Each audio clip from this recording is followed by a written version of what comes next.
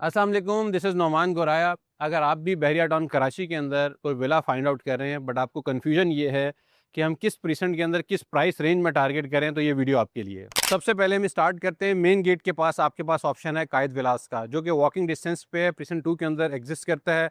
Precinct 2 की अगर मैं बात करूँ तो प्रीसेंट 2 में 200 गज पे आपको एक कायद विला का ऑप्शन मिलता है, जो कि 1+2 की प्लानिंग के साथ है। 1+2 के साथ साथ आपको उसमें सर्वेंट क्वार्टर का ऑप्शन मिल जाता है, आपको एक प्राइवेट लॉन उसके फ्रंट पे मिल जाता है। इसी के साथ साथ में इकबाल विला का ऑप्शन है, जो कि प्रीसेंट 2 में ही एग्जिस्ट करता है। 1+2 की प्लानिंग है, बट उसमें सर्वेंट क्वार्टर तो मिलता है आपको, बट उसमें आपको स्टोर रूम नहीं मिलता।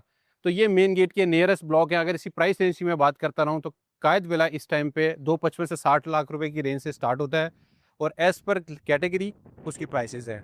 और अगर मैं इकबाल विला की बात करूँ तो इकबाल विला इस टाइम पे 2 करोड़ 10 लाख रुपए के दरमियान स्टार्ट होती है उसकी प्राइस, और अप टू लोकेशन के हिसाब से उसका रेट वेरी करता है। जैसे हम कायद विला से और इकबाल विला से मूव करते हैं तो हमें थ्रू जुना एवेन्यू के आपको जो नेक्स्ट ऑप्शन मिलता है वो 10A और 11A का मिलता है।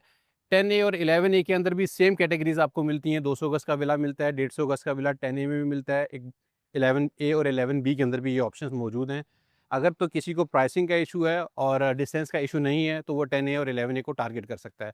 सेम इसके साथ में अगर प्राइसेस की बात करता चलूँ तो 10A के अंदर इस टाइम पे 200 गज का विला अराउंड इस टाइम पे आपको 215 से 220 के दरमियान में मिलता है, एज़ पर लोकेशन। अगर आप किसी कैटेगरी विला को टारगेट करते हैं, लाइक आपकी चॉइस है कि आप कॉर्नर पार फेसिंग का विला टारगेट करना चाह रहे हैं, तो उसकी प्राइस आपको प्रीमियम पे करना पड़ेगी। सेम 150 गज के विला को अगर आप टारगेट कर रहे हैं तो वहाँ पर आपको अराउंड एक 70 से 75 के दरमियान में 150 गज का विला मिल जाता है, जिसमें आपको थोड़ा रूम साइज़ पे कंप्रोमाइज़ करना पड़ेगा, क्योंकि जब विला का साइज़ कम हो गया तो उसके रूम साइज़ भी कम हो जाते हैं। इसी के साथ-साथ अगर आप प्रीसेंट 10A और 11A से आगे की तरफ मूव करते हैं तो आपके पास ऑप्शन आता है प्रीसेंट 27 का और 31 का। प्रीसेंट 27 और 31 के अंदर बेरिया ने 235 स्क्वायर यार्ड्स के विलास ऑफ़र किए हैं 1+2 की प्लानिंग के साथ, बट इसमें आपको 35 स्क्वायर यार्ड्स का अप्रॉक्स वॉशिंग एरिया का साइज़ बड़ा मिलता है।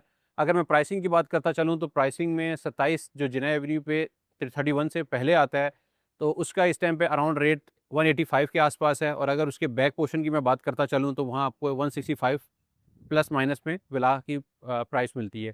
इसी के साथ प्रीसेंट 31 की अगर मैं बात करता चलूँ तो वहाँ एक अप्रॉक्स जो रेट है वो 165 के रेट पे आपको 235 स्क्वायर यार्ड्स का विला आप टारगेट कर सकते हैं। इसी के साथ-साथ आपको बेहतरीन लोकेशन पे प्रिज़न 35 के अंदर स्पोर्ट्स विला मिलते हैं, जो कि 350 स्क्वायर यार्ड्स पे कंसिस्ट करते हैं। 1+3 की प्लानिंग के साथ है। बैकयार्ड पे आपको 20 फीट का प्राइवेट गार्डन मिलता है, और उसी के नियरेस्ट अगर लैंडमार्क की मैं बात करूँ तो रफ़ी क्रिकेट स्टेडियम मिलता है, और उसके जस्ट ऑपोज़िट जो है आपको एफिल टावर मिलता है। अगर स्पोर्ट्स विला की मैं बात करता चलूँ तो स्पोर्ट्स विला में अराउंड इस टाइम पे प्राइसिंग की बात ये है कि 225 की रेंज से विलास स्टार्ट होते हैं, और लोकेशन के हिसाब से 3 सवा 3 करोड़ तक का भी रेट है स्पोर्ट्स विला के अंदर। इसी के साथ-साथ में अगर तो आप 5 बेडरूम का विला टारगेट कर रहे हैं, वो भी एलिगेंट डिज़ाइन के साथ, तो paradise villa is the best option for you.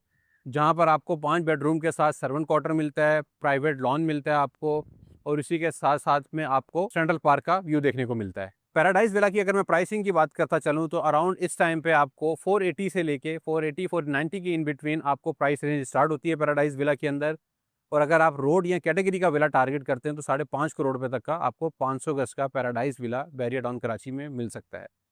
तो होपफुली इस वीडियो के अंदर जो क्लाइंट्स के कंसर्न थे कि हमें किस लोकेशन पे या किस प्रेज़ेंट के अंदर, किस प्राइस रेंज के अंदर क्या चीज़ टारगेट करनी चाहिए, तो बहुत हद तक उम्मीद करता हूँ कि उनके सवालात के जवाबात क्लियर हो गए होंगे।